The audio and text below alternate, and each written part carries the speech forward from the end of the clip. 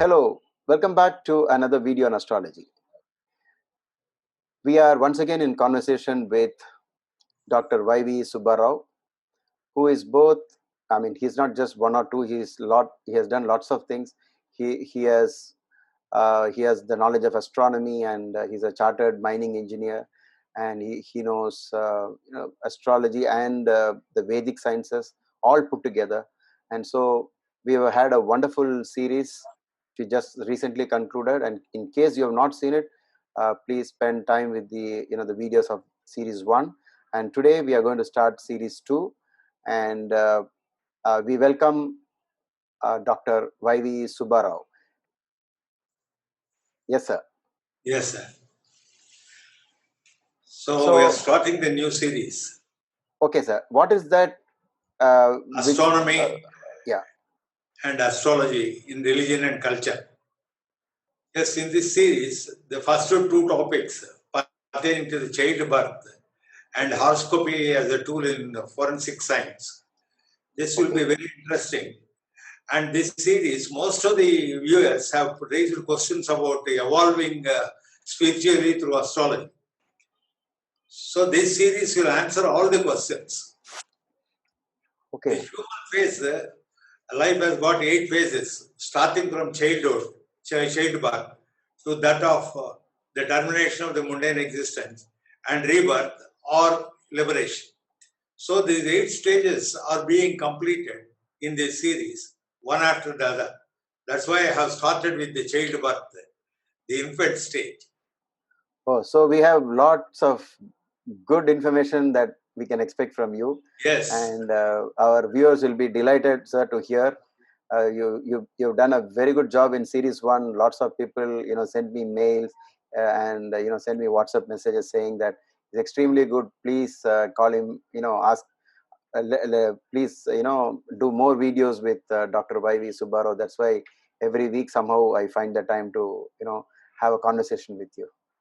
In this series, I have completely put up the topics as to cover a series, a sequence from childhood to death and beyond. Life beyond death. Okay. That can be life beyond death, that is about the rebirth phase, or if one is very enlightened, it is the question of liberation. So here, astrology plays an important role. After all, astrology is the life side of astronomy, and it is to know exactly decipher the fate and free will in each birth. How this fate is carried on to next birth, or what good actions we do by positively using the free will that we will evolve ourselves from life to life. These things are most important in astrology. It is not simply to know what is in store for us as fortunes and misfortunes in this life. How to shape up future lives is actually the summum bonum of astrology. That is, it is with this purpose that our ancients have bestowed on us, the posterity, the Vedic knowledge, particularly the Vedanga called the Jyotish. Jyotish has in its ambit both astrology and astronomy put together. So I shall deal with the first part of it with an introduction. The childbirth, according to Varahamihira, in his Brihad Jataka, Moon and Mars cause human female menstruation. Menstruation is the most important first stage for any lady to become a mother. If our mothers have not menstruated, we would not have been here. So, menstruation, according to Varahamihira, Moon and Mars are the cause. He did not explain the mechanism behind. Kalyana Varma in his Saravali has explained that Moon is water and Mars is fire and blood. When fire falls in water, it becomes bile. When bile is enraged with blood, it becomes menstrual discharge. It is what Kalyana Varma in his Saravali has explained. And in astronomy, we have Moon and Mars have only permanent magnetism. Venus is completely bereft of any magnetism. All other planets have magnetism because they have an internal inner core. We have learned in our school sciences that electricity is generated when a conductor is rotated in a magnetic field. voltage is induced into it. Or when we send the current in a magnetic field, it is the motor, it works as a motor. So motor and generator go hand in hand. Here also, we have only permanent magnets, Moon and Mars. They have 2 poles each, north and south. So what astronomy actually, with the background of what Varahamihira and Kalyanvarma said, we can just use astronomy about Moon and Mars and their magnetism. And medical science stated certain points that most of the menstruations occur on or near full moon, new moon, and ovulation 2 weeks after that, when the lady becomes very much fertile and ready to conceive, is 2 weeks after menstruation. That is on a full moon. So most of the births occur on or near full moon. This is the data for us from the medical side. And medical side also says that the umbilical cord which is thrown as a waste hitherto has rich stem cells which are used for curing diseases caused by the mental diseases and also caused by bone marrow afflictions. In fact, these mental diseases and bone marrow afflictions are related to Moon and Mars strangely. So this medical science data also helps us a lot.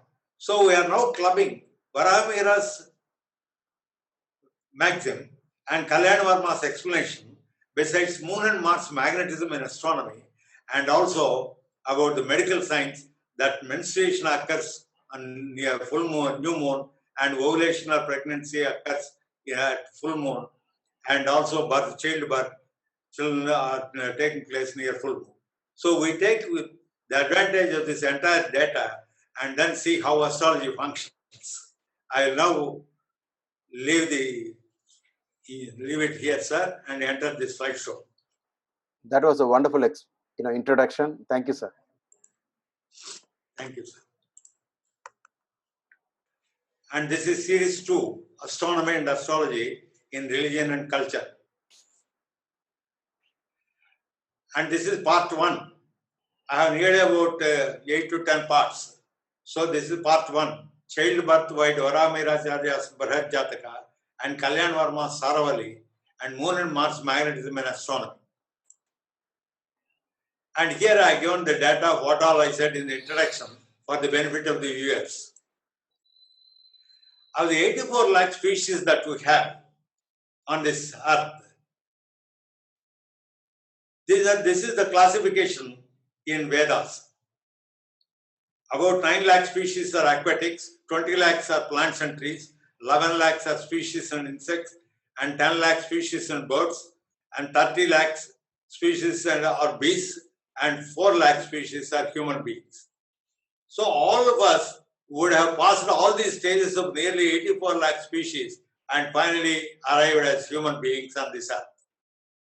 So having successfully completed all these stages and finally emerged out as human beings, it is really surprising why we are stuck up as human beings only, birth after birth. Here the actual spirituality and the utility of astrology arises. 84 lakh species, here also there seems to be some relationship between astrology and this number. There are 12 signs and 7 planets. 12 sevens 84, and we have got 84 lakh species. This is a further research for anybody to carry on, whether that has got any relationship with the science. And from on the astronomy side, this is the magnetism of Moon, and this side on the right side is the magnetism of Mars. These are the 2 pictures of NASA. So here we find on the left side of the Moon, here these red spots are magnetic rocks pictured to the left are dark red are magnetic spots of Moon. Similarly, here on the right picture on the right side, there are bands of blue and also strips of blue and red. These are all magnetic rocks marked red in one direction and blue in the opposite direction. So these are permanent magnets. And here I have put in, according to our original theory, All planets were in celestial conjunction in Aries at the time of Svetavara Kalpa at the beginning of the universe. So I have taken Aries as the Lakna, and from there Anupuchaya and Upachaya houses are marked here. Upachaya houses are 3, 6, 10 and 11 are in red, and all other houses which are positive for menstruation, childbirth are shown here in yellow, and Aries is the Lagna. So 3, 6, 10 and 11 are the Upachaya houses, and the rest of the houses are Anupachaya houses.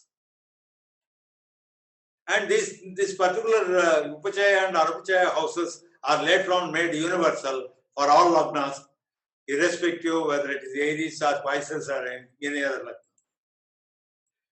And here I have shown it in a circular manner, starting with the new moon. We are returning, coming back to 2 weeks after that, it will be full moon. And from all full moon, it is wearing down back to new moon. So new moon and to again new moon, it is one complete month, lunar month. So with this, between these two red marks here, this is called up to 4 days. This is called the menstrual phase, new moon to crescent, first crescent. When the moon is seen after the new moon, after Amavasya, the first time we see the new moon in the sky is only on the 5th day. That is for 1 to 4 days, it is called menstrual phase. And from 5th day onwards to 14th day, the moon is increasing, waxing, and finally it is arriving to 14th day. So all these things come under the follicular phase. The increase in intensity of this moonlight. And on the 15th day, we find full moon here. That is ovulation phase, full moon day. Exactly 2 weeks after new moon, the menstruation, ovulation takes place. When there is a chance for any conception or pregnancy. And from the full moon, it goes back to day 4 to 15 to day 29. The moon is waning. So it is losing it in its intensity. These are all Upachaya houses, 3, 6, 10 and 11. And these are all Upachaya houses. Now I have put in here in a more pragmatic way. From this dot to this dot, between these two red dots, this is called moon waxing. Starting that, we find new moon to waxing moon, first crescent, 5 days. That's the menstrual phase.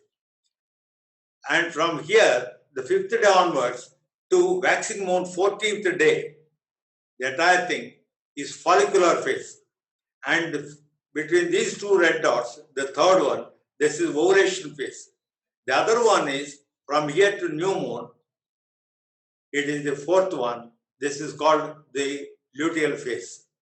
So in the menstrual phase, after the menstrual phase, actually duration is 4 to 5 days. So that frequency also matches with moon being in aspect to Mars for nearly 4 days. Moon herself is 2.5 days, but with Mars aspecting, there according to Bhava, it is 4 days. Therefore, the duration of menstruation is 4 days according to the moon and Mars aspect. The next one is waxing. With the waxing moon, we find, with the waxing moon, there is an increase in hormones and there is an increase in eggs, number of eggs. So from 1st day on, 4th day onwards to 14th day, there is increase in hormones level and also the number of eggs. On the 15th day, the full moon, all the eggs are consolidated into a big large egg. That is medical science. That is representing the full moon and complete hormones. Full level of hormones and completely all the eggs consolidated into one large egg. There is a chance for fertilization at the time of ovulation period. If the fertilization doesn't take place for any reason, all these eggs and hormones will dissolve. So the moon actually waning, dissolve these things. The intensity of moonlight gets dimmer and dimmer, and finally it comes back to new moon. So the entire cycle is over.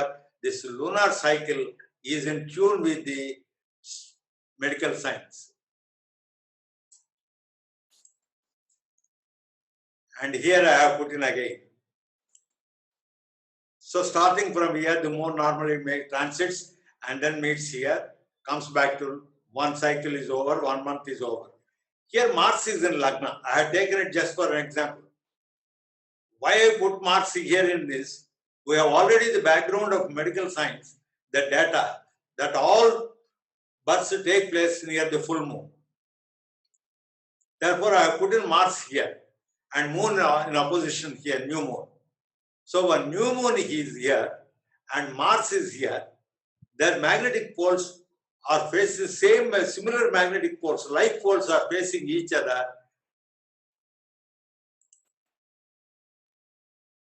We can see here, when the moon after transiting, yes, here we find south-north for moon and north-south for Mars. So two like poles are coming here.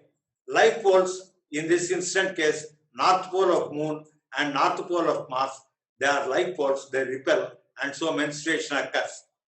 Because moon is here, new moon is here, and Mars is here.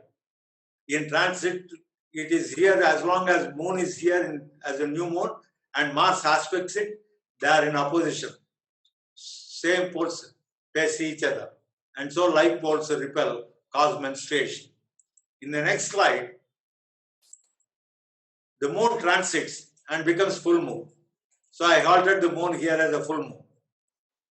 So the full moon and Mars are in conjunction. And we find the two poles, north pole of Mars remain as it is, whereas in rotation, the north pole has gone to the back and south pole of moon has come to face the north pole of Mars. So unlike poles attract, and therefore it is ovulation.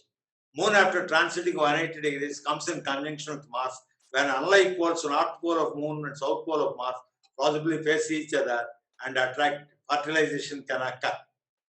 But this will actually take place, fertilization can take place only when the significator of the children, Jupiter, aspects it. So either he is in conjunction or he is in the here with the 9th house aspect of this combination Moon and Mars, or he is here directly in the 7th house aspecting Moon and Mars, or here aspecting Moon and Mars with his special aspect 5th house. So when this combination Moon and Mars combine together, there will be ovulation.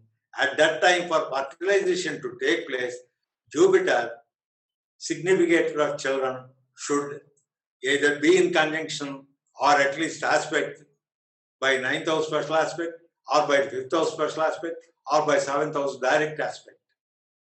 This is the condition for the childbirth. Here I have put in these things, the planet's revolution periods and gestation. From the conception to the delivery, it is 9 months period. This is called gestation period in medical science. In this gestation period, it is common sense to note that when the lady is pregnant, bearing, the menstruation is completely dormant or absent during the 8 months. During the 9 months pregnancy period, 8 intervening months, menstruation is completely absent. So, strangely enough, Venus, which has got a period of 8 months, revolution period, controls that pregnancy is not interfered with by menstruation, which otherwise results in abortion. So, Venus on one side, you can say as the moon revolves, it is going in close proximity to Mars on one side and Venus on the other side. So while Mars protects the pregnancy, Venus also sees that pregnancy is protected by arresting menstruation for the period of 8 months. The gestation period, here, Jupiter being very large and has got a maximum magnetic strength, gestation period, That is, Jupiter has a revolutionary period of 12 years. That means it stays for 1 year in a sign. From there, it protects the entire 9-month period of gestation. And also after delivery, the woman comes back to normalcy within that 1 year period. So these planets have their revolutions play an important role in arresting menstruation during the pregnancy period, and again helping for the pregnancy to be maintained by Mars. And Jupiter also takes care of it during the 9 months, keeps the aspect going on for 1 year till the child is born and the mother is again back to normalcy. So the revolution periods of these things and their magnetism perfectly works according to astrology and also in astronomy. So that's the end of part 1. So many years back, I had gone through this the text Brihat Jataka, where I was impressed with the what Varamir had written about the process of Yes. That pregnancy and ovulation and all that.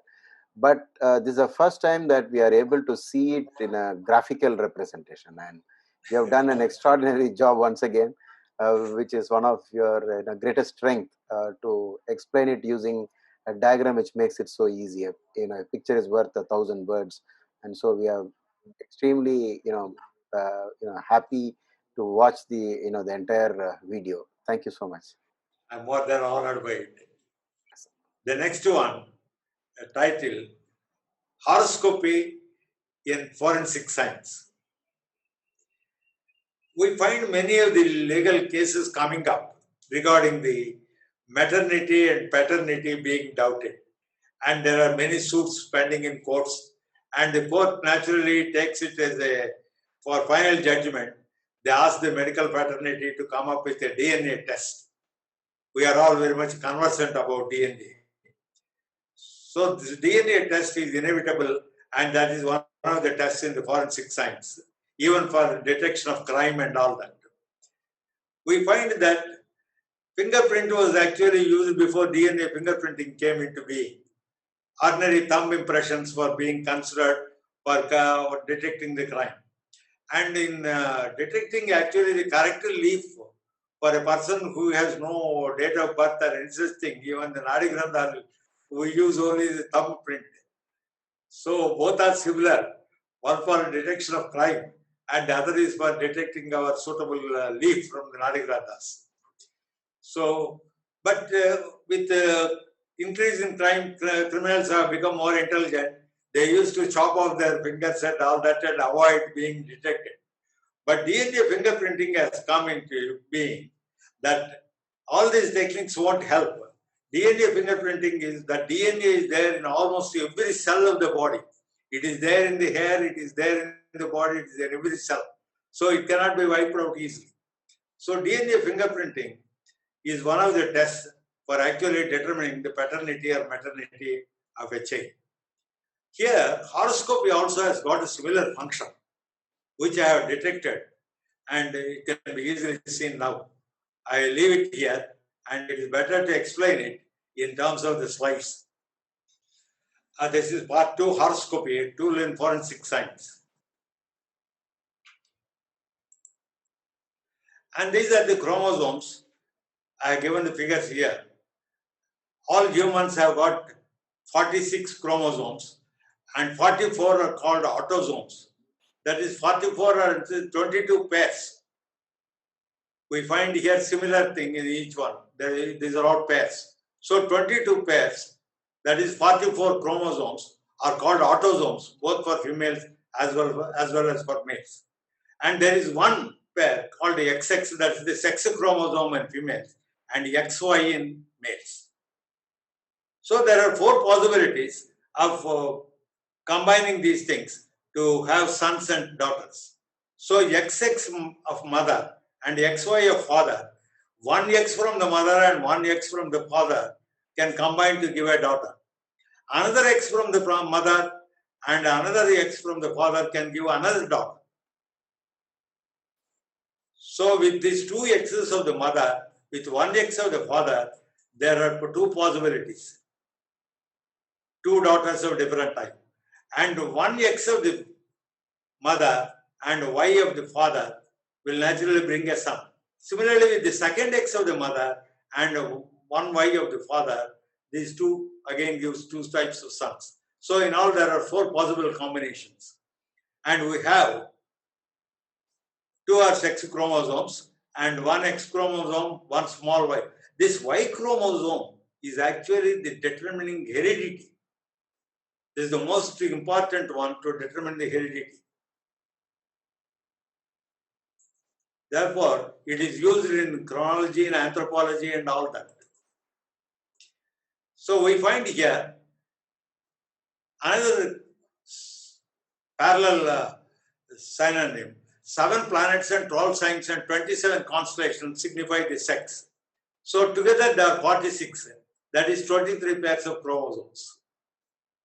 In astrology, planets signifies gender, signs signify gender, constellations signify gender. Put together all these things, 46. So you get the 23 pairs chromosomes equivalent to that. And 27 constellations minus 4 unique constellations, 23 chromosomes again it results. Gemini and Virgo signs of Mercury 3 and 6 Upachaya signs, and Capricorn sign of signs and Capricorn and Aquarius signs of Saturn 10 and 11 Upachaya signs are unique constellations. Here the DNA entries and number of planetary configurations. To differentiate one person from the other, even in litigation and all that, DNA is almost the same in all human beings. Nearly we have got 3 billion base pairs. 3 billion base pairs in all the humans. And all those 3 billion base pairs are almost equal and identical, except for 0.1%. That is different from person to person, which is equivalent to 3 into 10 to the power of 6. Out of 3 billion base pairs, 3 into 10 to the power of 6 base pairs are unlike pairs. So we need 3 into 10 to the power of 6 base pairs to study whether one is different from the other. Similarly, in astrology, 7 planets we have and 12 signs. These 7 planets can occupy any of the 12 signs, and therefore in mathematics permutations and combinations, we get 12. These 7 planets, Sun and Mercury, are more often than not are found to be together, and therefore they get reduced to 6. So 12 signs, these planets get reduced to 6. We get a combination of a permutation combination of 12 to the power of 6 entries. So which is equal to 3 into 10 to the power of 6. So the number of DNA entries required to differentiate one person from the other is 3 into 10 to the power of 6. And the number of planetary charts that can naturally generate with these 7 planets is 3 into 10 to the power of 6. Both these numbers are identical. I have shown it here. Number of DNA entries required to differentiate one person from the other. Total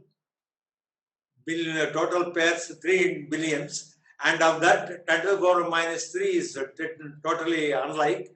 The result is 3 into 10 to the power of 6. And in horoscopy, we have got 12 signs and 6 groups of planets. 12 to the power of 6 is 3 into 10 to the power of 6. So these are identical. And here I am going to for how the actual DNA testing is made for determining paternity or maternity.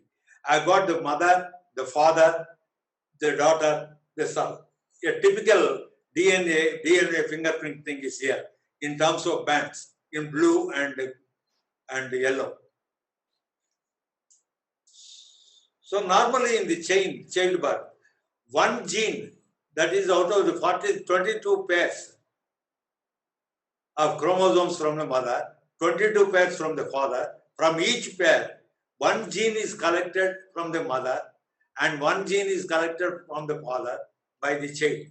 So it again gets 22 genes from mother, 22 genes from father. Together it makes 22 autosomes, pairs also autosomes, and one sex chromosome from the mother and one from the father.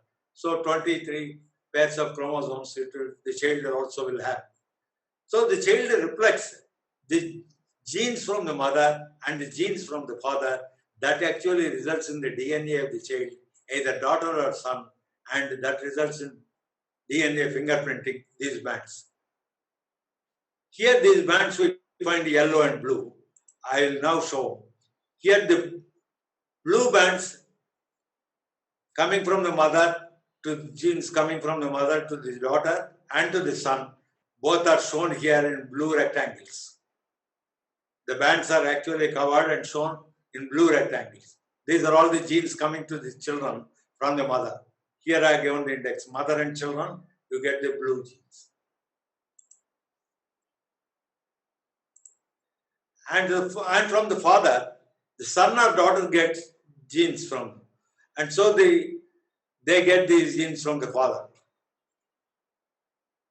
So these two children are related to the father and also related to the mother. They are biological offspring of both the parents.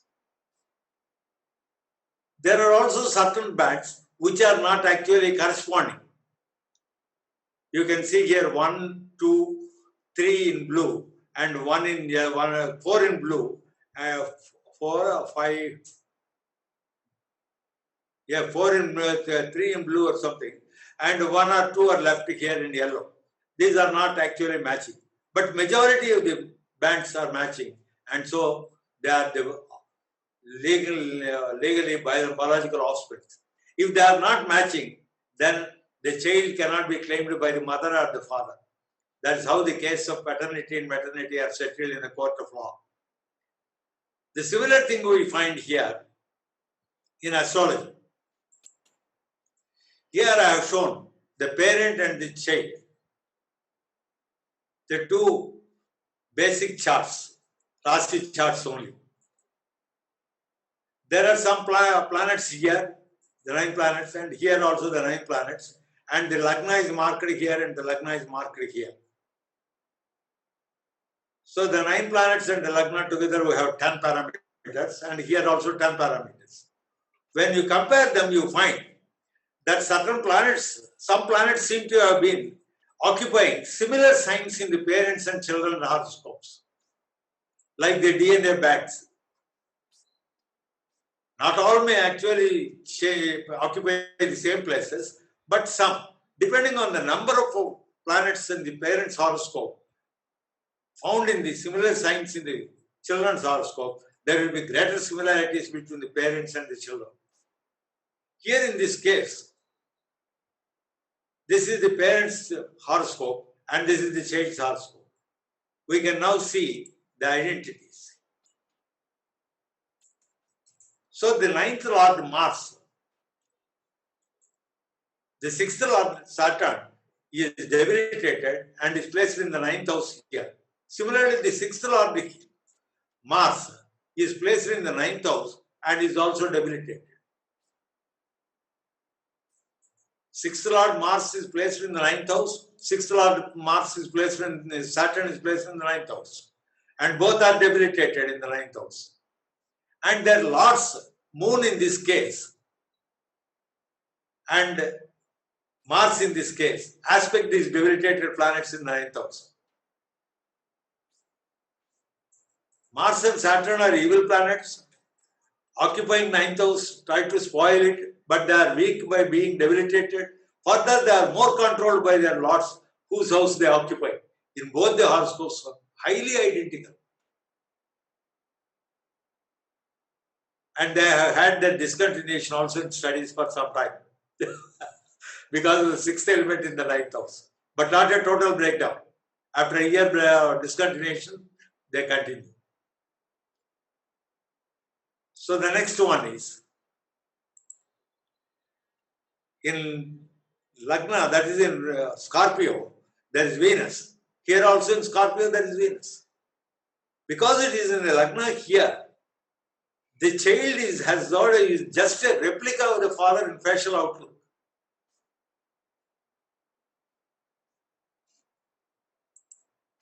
And the other one is, you find exalted Mercury in both these places.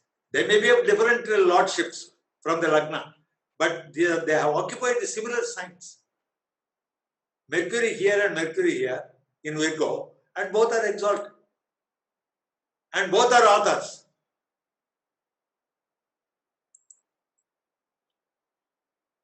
The next one, though Sun is here in Libra and here in Virgo, this is almost at the edge of Virgo, and this is at the very beginning of the Libra.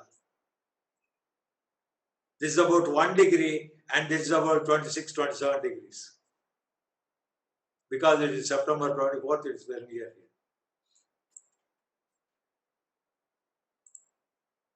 And here also you find Moon is here in Cancer and Moon is here in Cancer and Moon here is in Capricorn. Though they are in two different signs, astronomically speaking, they are on the other side of the meridian. Exactly opposite, 12 hours opposite, on the other side of the meridian. For a globe, we have got the meridian actually running over the globe. So if this is in Capricorn, the other end will be diametrical opposite is Cancer. A strange observation, also very interesting. So just as in the DNA band matching, fingerprinting matching, certain bands matching with the mother, certain bands with the father, and certain bands both the children and parents matching. That is actually the matching and the offsprings of the legal offsprings. Here also we find certain planets occupying similar signs. And the more number of planets that occupy that similar signs, the more similarities between the parents and children. So this also can be used, if not in totality, at least as supplementary evidence, where there is a forensic evidence from fingerprinting. This can also be used as an additional evidence, supplementary. Thus, astrology also serves as, and this is in fact, this similarities in parents and children horoscopes of planets occupying similar signs is actually first discovered by Michael Gatlin, an astronomer and a statistician, a double Ph.D., and corroborated by Percy Seymour, an astronomer and an astrophysicist of a respectable authority in both the fields.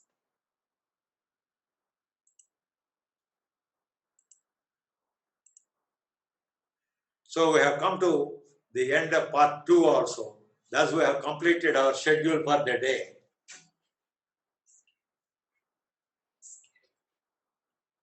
So remarkable, sir.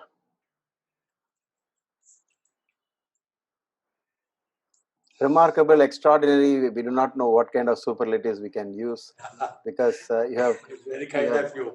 You have noticed all the patterns that exist in nature by using numbers and the planetary positions, and you are able to find out each time there is some. And pattern finding is the greatest thing in astrology. So, I'm sure the viewers are going to have a great time, and they will surely be looking forward to the topics that we are going to cover in the in the series. So every week we are doing one, and we hope to see you back again, sir. You have anything else to say? We will listen to you and then close the session. The second part, we have completed the first stage of human life, that is the childbirth. So we are all born as infants, and how we are born from 84 lakh species as human beings, and how we are born to our parents, and finally the entire mechanism behind it.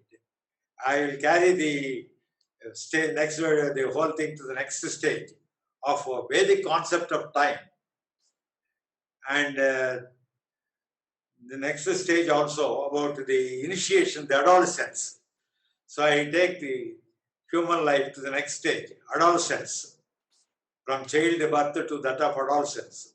That is most important, because astrologically, astronomically, psychologically, and all that, physiologically, there will be many changes in the body of the girl and the boy during adolescence age. That is why actually boy gets completely, or girl gets completely spoiled. And to protect them, how to evolve in life is to preserve that adolescence, the purity and chastity of life. Okay.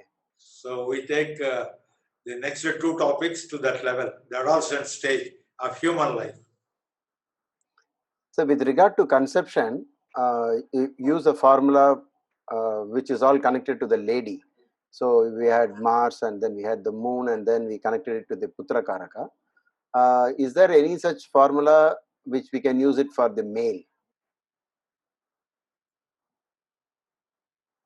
For the male, it has got to be seen only from the point of Jupiter.